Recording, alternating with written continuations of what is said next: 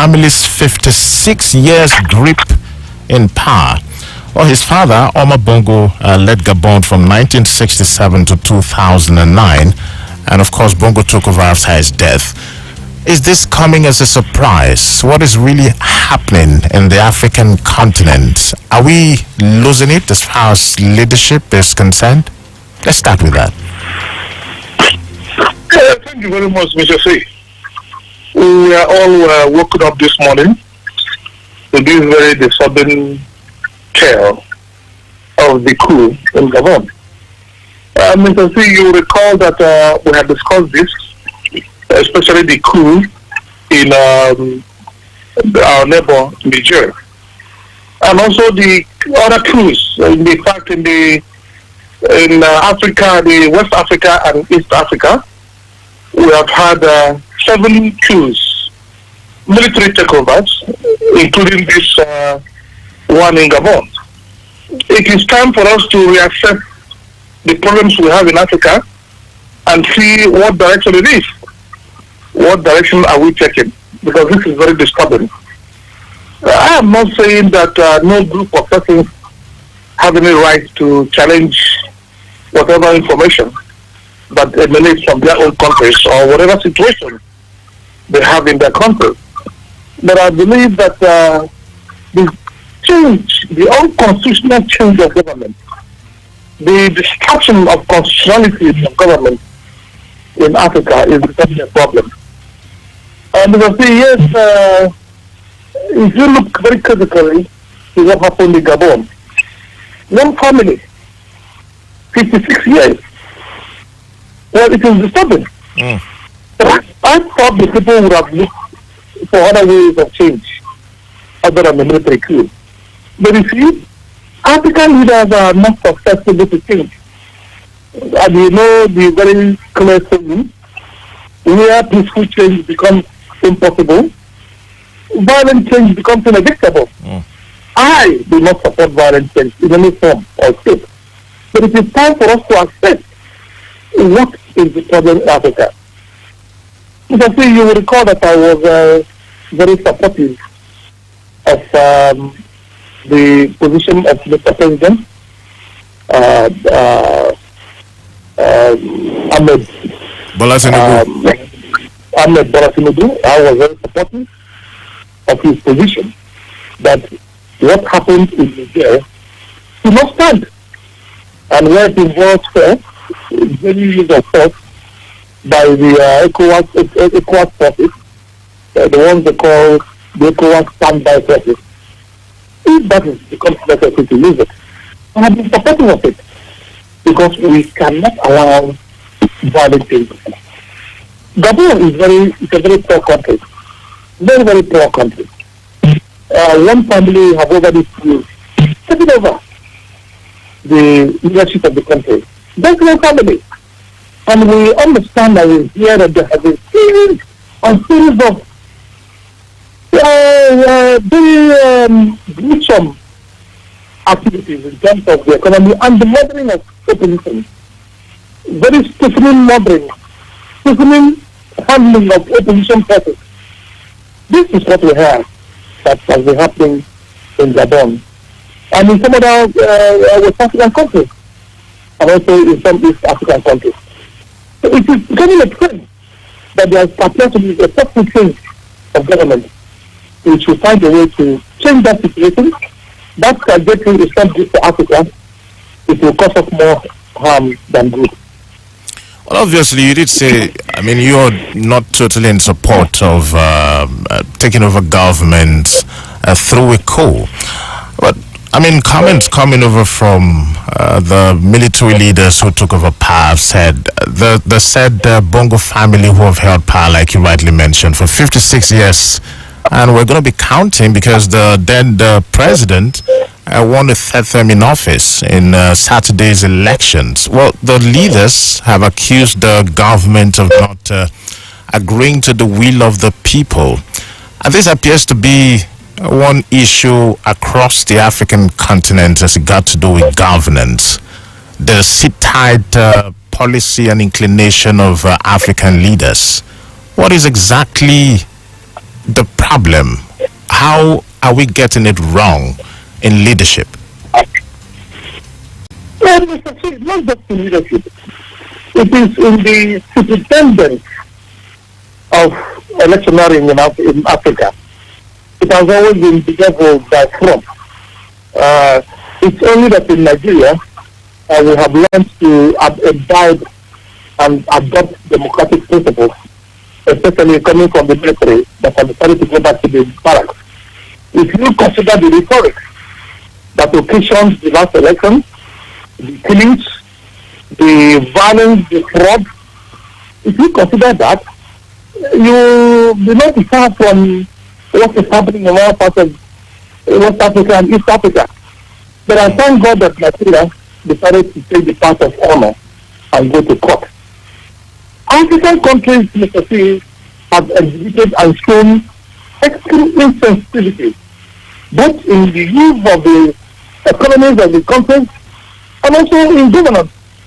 They have very thin skin. They do not tolerate any form of opposition. No form of criticism of government rules is tolerated by those who are in government. And they use all kinds of attitudes and power strings to squeeze and hold members of the society in very tight positions. That is why when we have this little kind of insurgencies, military insurgencies, when we have them in government, you see the little results. Because over time, they have been held in more or less a situation of bondage. And it appears they are being revealed to freedom. That is what it appears. But we do not encourage it, like I said earlier.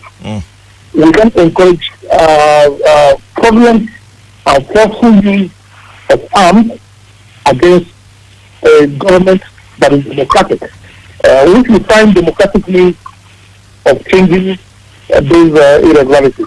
I mean, there's been this new christening, particularly in countries that practices democracy.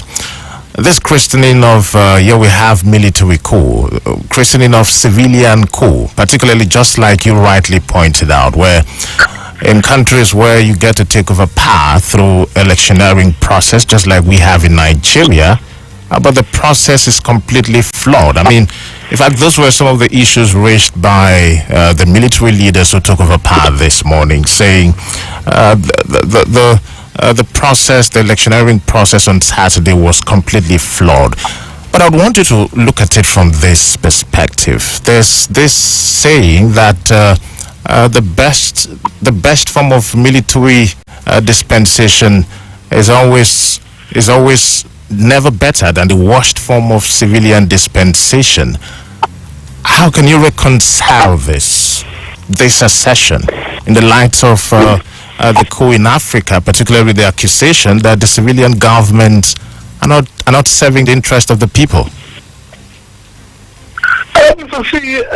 Anybody who says that military coups, military governments, military regimes by themselves are not very good. They are right and wrong. Right in the sense that it does not encourage democracy. But wrong in the sense that if you look at what we have in Nigeria, military regime we had in Nigeria, they did excessively better than any civilian government that ever existed in Nigeria. Look at every monument we have, the major roads we have in the system. Look at the stadia, the various airports. I was early this morning looking through one documentary on what Gowon did about the Peugeot manufacturing plant and the Volkswagen plant. Both of them were military regimes in Nigeria. So I do not necessarily, in all honesty, I do not believe that military regimes as they exist are horrible. No. I'm only concerned about the process of taking over. Do not fraudulently or forcefully take over a democratic setup without passing through a democratic process. That's where I'm quarreling. Ghana was in a horrible situation until Jerry Rawlings took over. Before then, Nigerians were hosting Ghanaians. Ghanaians were coming in troops into Nigeria when before Jerry Rawlings took over. Without Jerry Rawlings taking over, Ghana wouldn't have been what it is today. But look at what Ghana is today. Nigerians are the ones not going to Ghana. No more Ghanaians coming to Nigeria. In fact, most of Ghanaian educational institutions today are Nigerian because the system in Ghana has turned for the better. That does not, however, mean that we should encourage military takeover. But to some extent, the wickedness of our democratic rulers, most of our democratic rulers are very fraudulent, dishonest, and very selfish, self-centered, and sensibly obese to use of government funds for personal use. This is exactly what we have. Mr. C, most of these things that happen, they don't happen because things are working very well. No. They happen because the economy is getting bad. When the economy is getting bad, some people are feeling fat. Feeling fat on the surface of the people. To a large extent, not too many people will take it. So, you look at the pros and you look at the cons. Look at the benefits, look at the negatives. If you ask me, Nigeria fared better under military regime than what we have today. I am not encouraging military takeover. I have never encouraged it. I'm against it. But if you want me to be honest with my analysis, if you want me to be honest with my assessment, all the major infrastructure we have today in the country were built by the military. Name one that is built by the civilian regimes. Even the ones the military built, the civilians are not able to sustain. So the fact of the matter is that much as we do not encourage military takeover of any government, no, we don't encourage it. But that does not mean we can criticize or condemn in its entirety the desire to correct things in very forceful ways sometimes. Well, talk about military takeover earlier as of this morning in the Republic of Gabon, and this making it the 8th in the African continent in just a few couple of years. But let's get down to Nigeria and down to Abia State, because on the 27th of this month, Sunday precisely, Abia clocked 32. And the governor in a statewide broadcast to commemorate the 32nd anniversary of the creation of the state made a pledge to remain prudent in the management of the state resources and to, in his words, I hereby assure you that accountability and responsibility shall remain central to my administration. Let me get to you, sir. I mean, Abia 32. How far so far, before we have you dissect some of what the governor said? Thank you, Mr. C. How far so far? 32 years, Mr. C. It took Singapore less than 30 years to move from third world to the first world today. You saw the beautiful works of Lee Kuan Yew, who was the head of the government of Singapore. The China miracle we have today is about 40 years, less than 40 years, Mr. C. The miracle of UAE, especially the one that we see in Dubai, it's about 30 years, Mr. C. We are 32. What have we experienced in not just Abia State, in the nation at large? Well, Mr. C, if you ask me, I will tell you that we have experienced backward movement. We have experienced one step forward and two steps backwards. That's what we have experienced. Especially if you consider that so much resources have been expended in this process. If you consider that so much life has been lost, either by our act of commission or omission, either by our acts or inactions, our actions or inactions. If you consider all that, I will say that we have not done very well in 32 years. Abia has not done too well in 32 years. Has it been battled through? Yes, an average Abian would probably have an inclination with the assertion that Abia has not done too well. But has it been battled through in the past 32 years? We've got successive government, both military and civilian. What would you say have been the impact of these successive governments? Maybe one after the other, one a very significant impact the administrations made. And where can we go from here? Where can we build on from this impacts that we made, if at all?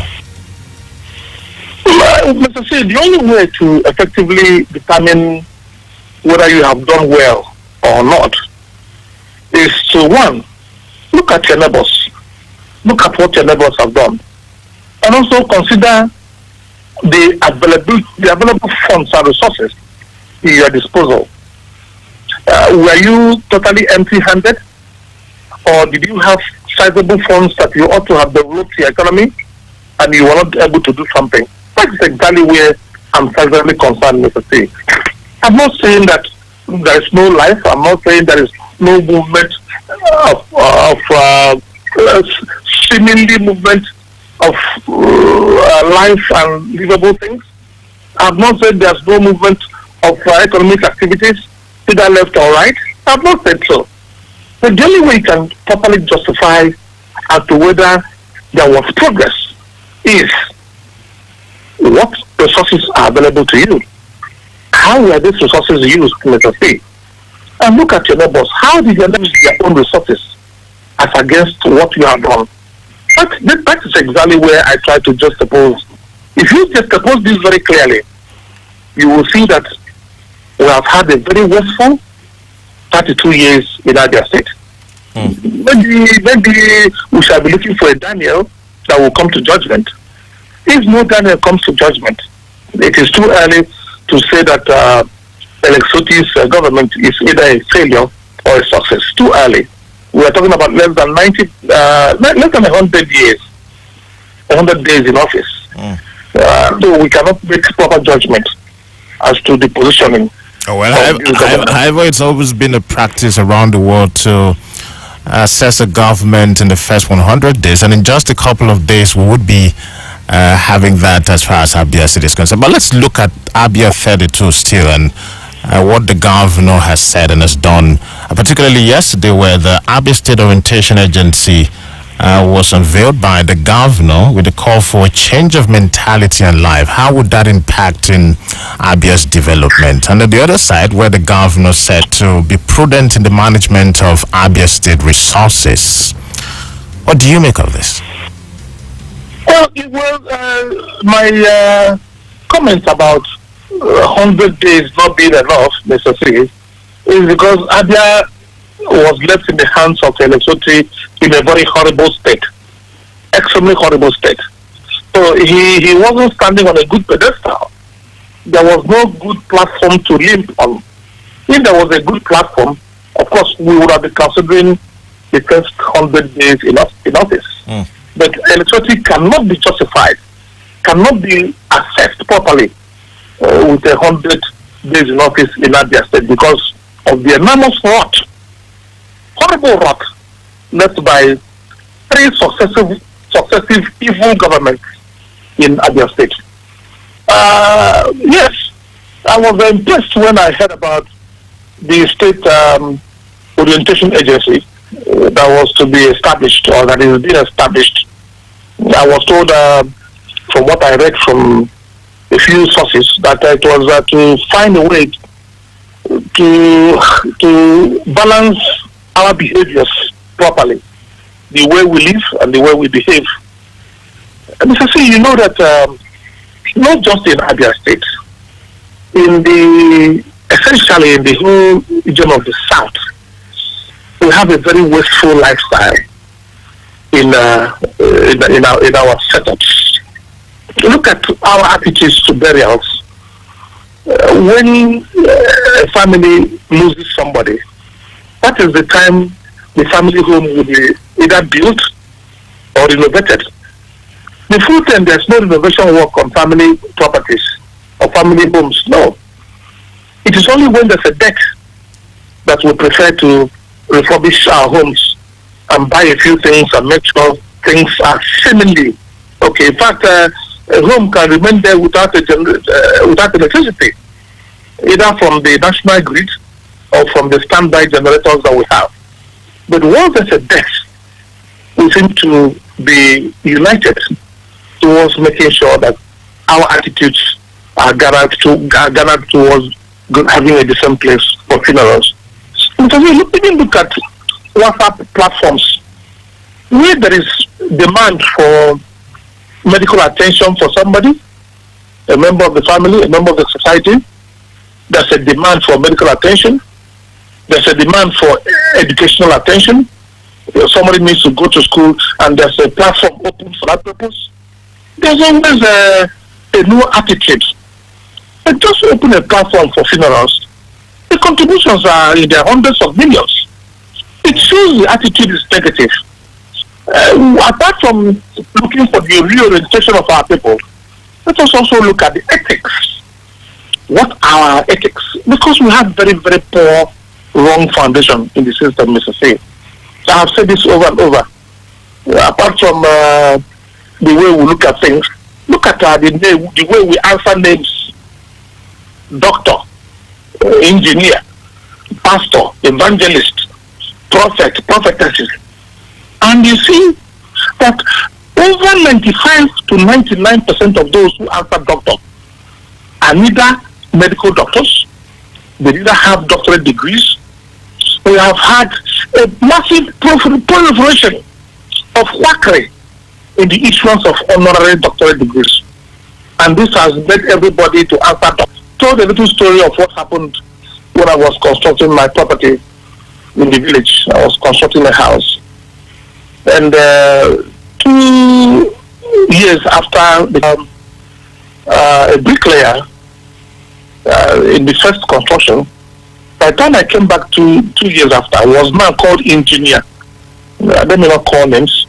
They call him engineer. So I sought to find out if he is now an engineer or whether he has gone to school or whether he has acquired the required certifiable skills to be an engineer. Mr. C, there is sizable proliferation. He has not even attended nothing, but he's now an engineer without any formal education, without any proper process. That is what we have today. So I will encourage the state government to not just look at the reorientation, but look at the ethics of the reorientation. The ethics is very important.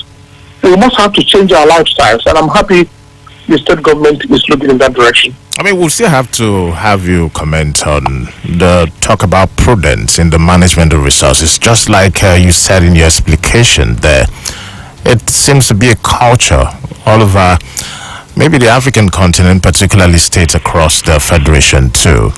How well has it done it so far, the governor, Dr. Alex Oti? We'll talk about it after this break. Open Parliament, midweek edition, live, Family Love, 99.9 FM. A guest, Interpol Systems consultant and security expert, Chikwe Udensi. My name is Mr. C.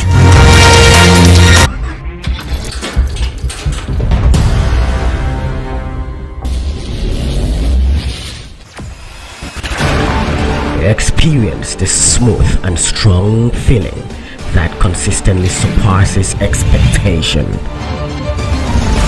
Leading the way in high-performance lubricants, Master Supermoto Oil is as durable as titanium.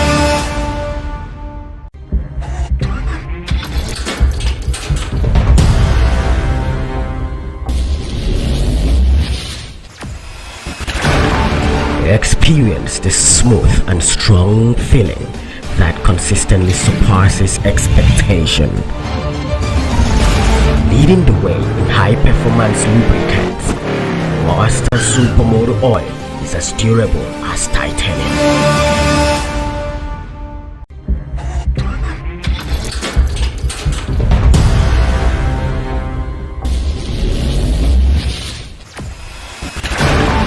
Experience the smooth and strong feeling that consistently surpasses expectation. Leading the way in high-performance lubricants, Monster Supermoto Oil is as durable as titanium.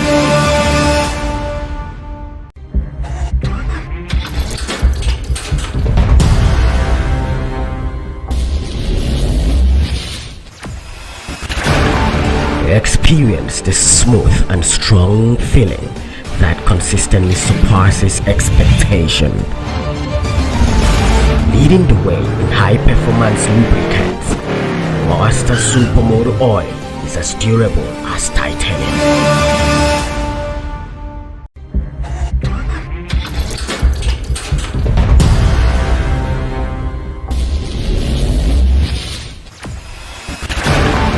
Experience the smooth and strong feeling that consistently surpasses expectation. Leading the way in high-performance lubricants, Monster Supermoto Oil.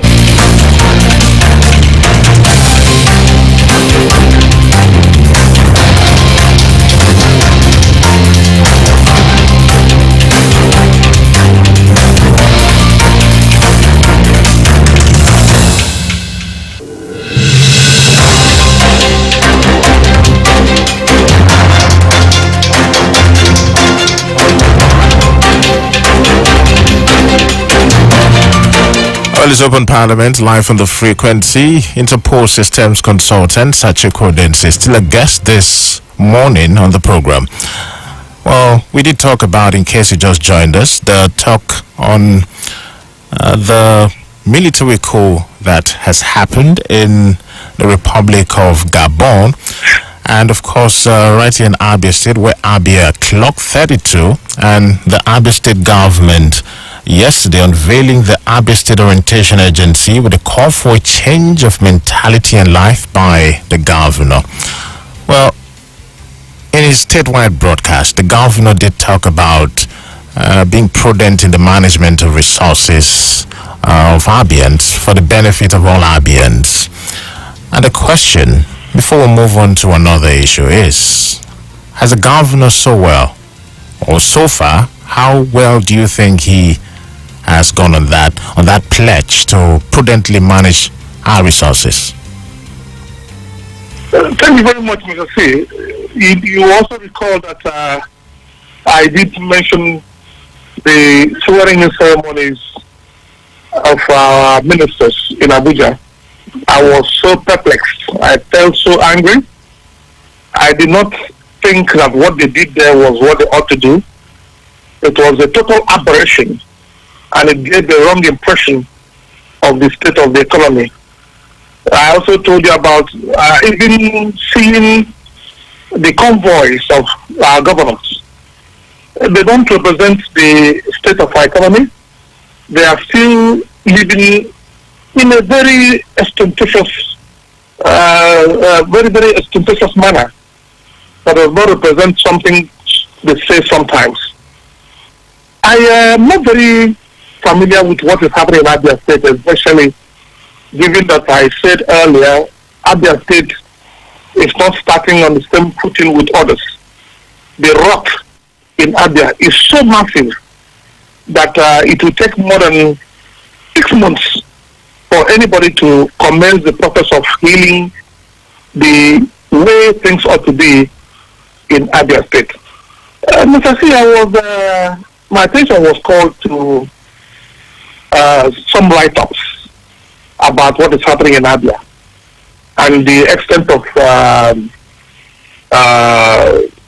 wastages we have in government in Abia State. Especially the one that was written by I don't know if you know him, Mr. Don Norman Odina. That's the ADC chairman of Abia State. Oh yes. I think he's a chairman to one of the political parties. ADC, you said. Oh yes. Yeah, yes. There's a write-up he made not too long ago about wastage in Abia State. He mentioned that almost 2 billion naira has been used by the state governor on his private jets. I know very well that Lesotho flies private jets, even not being as a governor. And I also know that he has the resources to do that. While I do not quarrel with his desire to continue to use private jets, it will be disappointing if we find out that what Don Obinna is saying is true, that Abia money is being used for that. I know Dr. Lesotho has a lot of sources to do that by himself, not necessarily using the people's money. Don Norman Obinna has acknowledged that Abia's money is being used for that purpose. I have not verified that.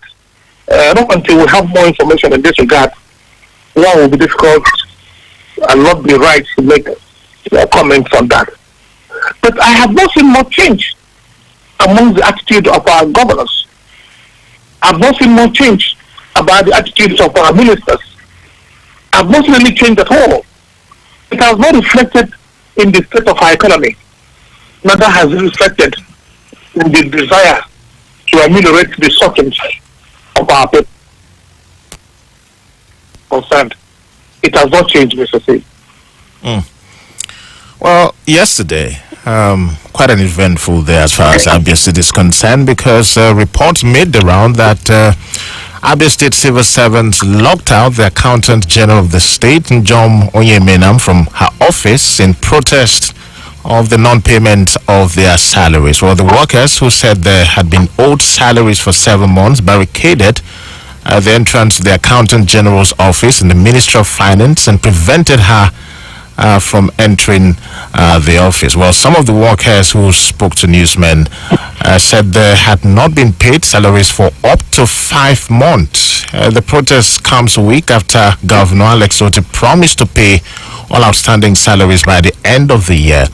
There's been a rebuttal, by the way, on the talk about the Accountant General being locked out of office, as that report has been described as fake news and absolute falsehood. Well, this came on the stables of the Accountant General herself.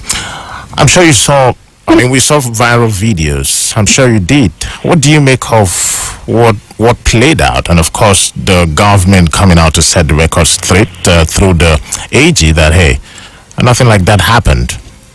But indeed, there were communications to newsmen that the protest was about salaries.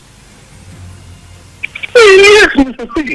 When it has to do with things concerning Abia today, I prefer to get my records right.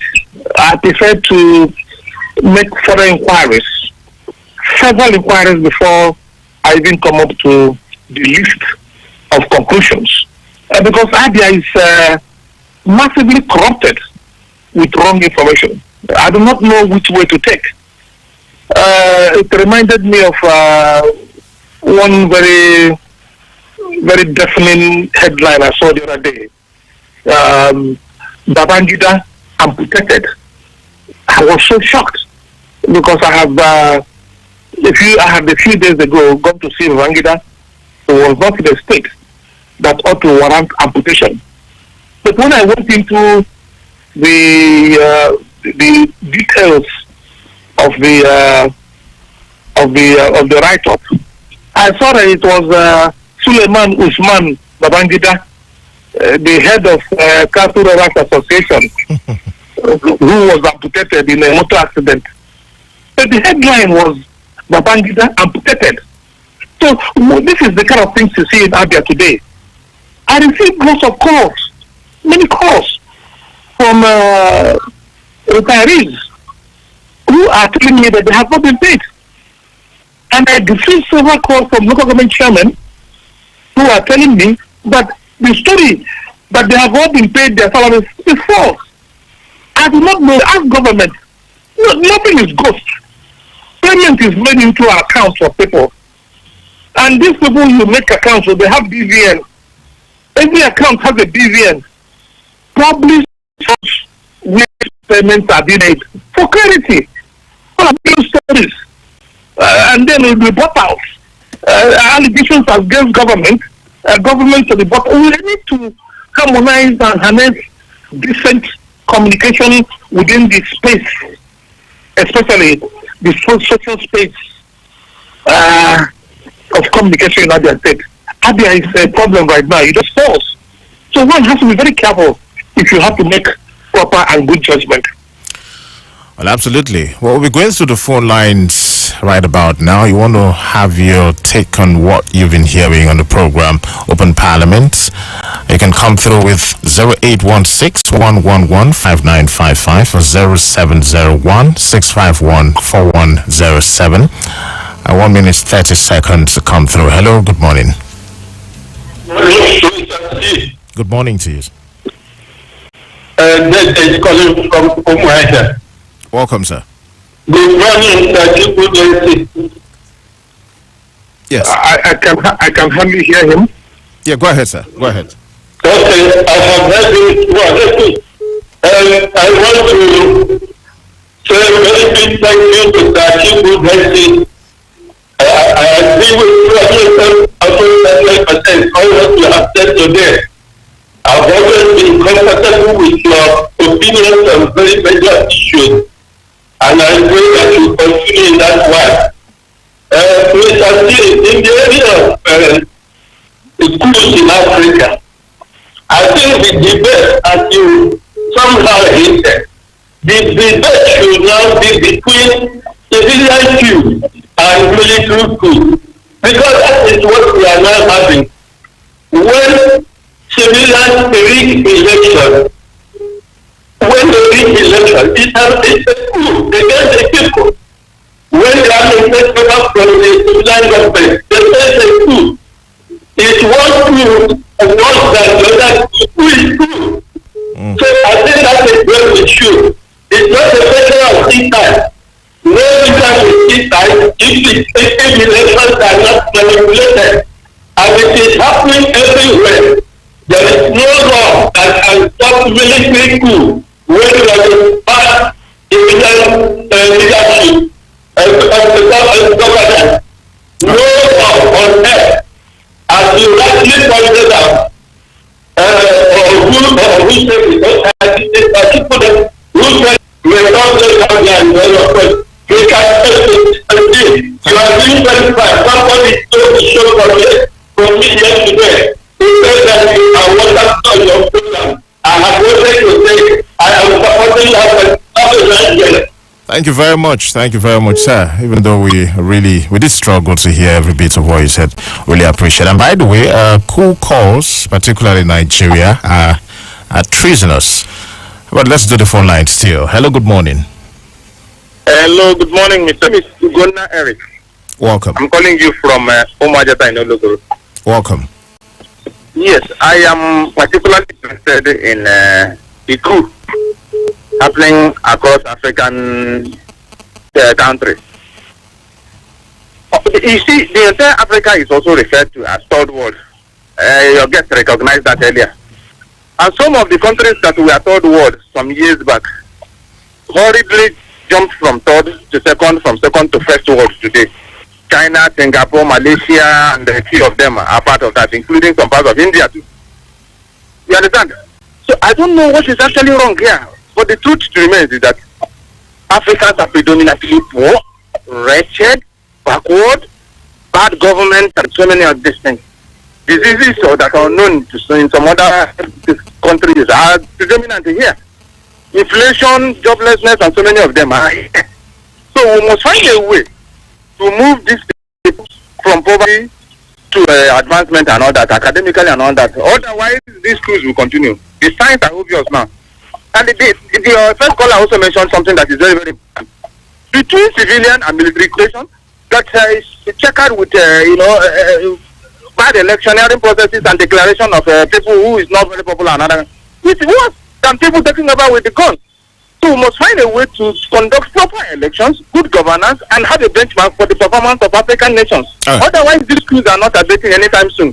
Thank you. For Abia State, very briefly, please, if it is concluded that these people are filtering with our money to do private jets and whatever, please, it is not good.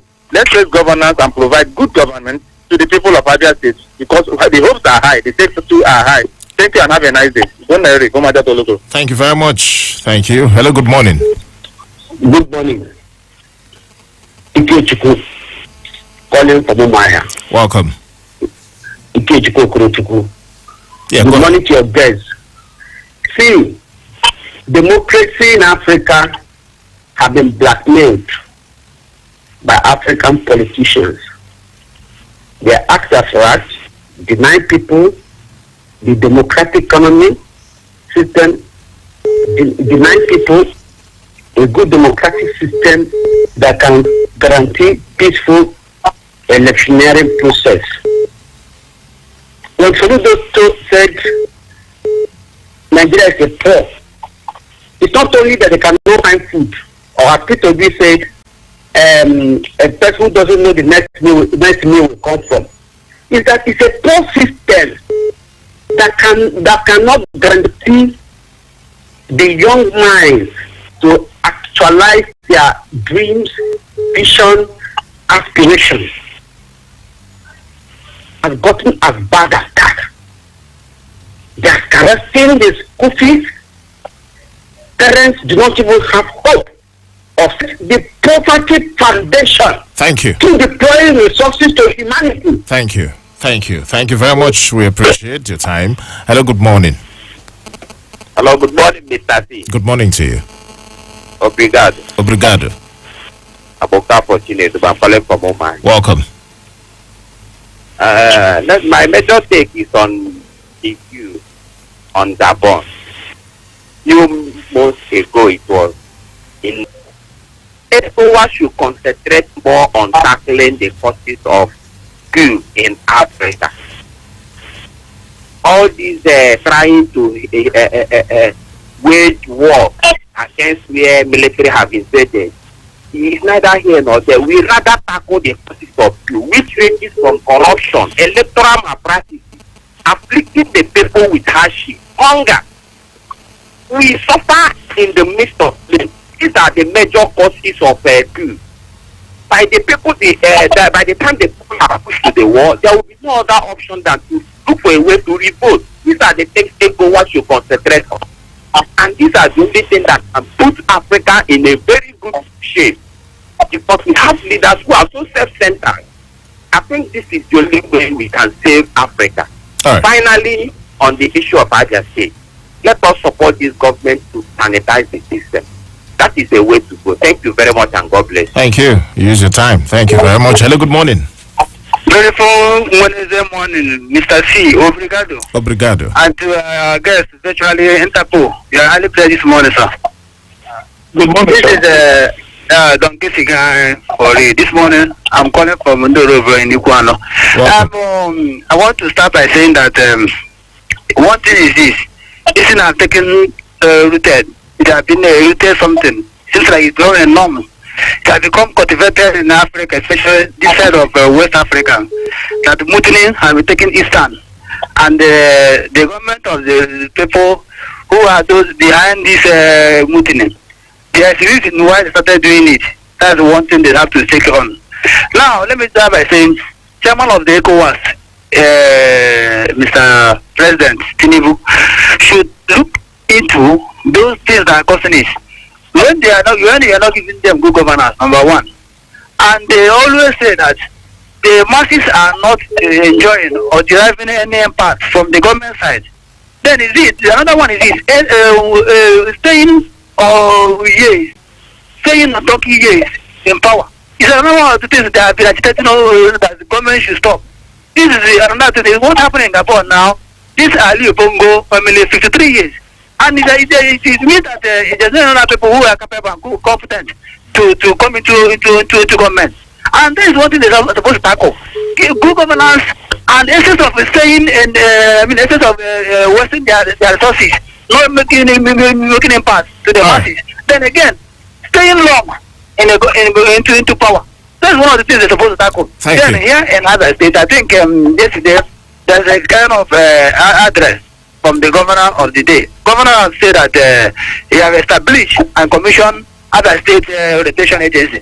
It will go a long way to bring down other agencies who Okay. are finding their way All right. to communicate with government. Thank So you. if they have anything in back of their mind to establish, in order Thank to you. generate revenue, in order to employ people, it will go a long way to serve. So we wish the government more better day ahead, and the people who are here. Well, thank you very much. We also enjoy the comment of the day. Thank you very much. We appreciate. Let's do this as the last call this morning. Hello, good morning. Mr. C, you are listening for life. Excellent is my name. Good morning to Chikwe Udensi, you are blessed for life. And Mr. C, let me tell you, after 32, we now start judging it at 33. Let's leave 32. Because those people that, let's leave military aside now, military, let's go on civilian. Empire Kano, but also good no. You know that Empire Kano want to open no. That is what no is not perform. Also to Carlo, this is to work for. You know, you need to work for 100 to Carlo. Though a hundred over 200 to Carlo, that's not to Carlo did well.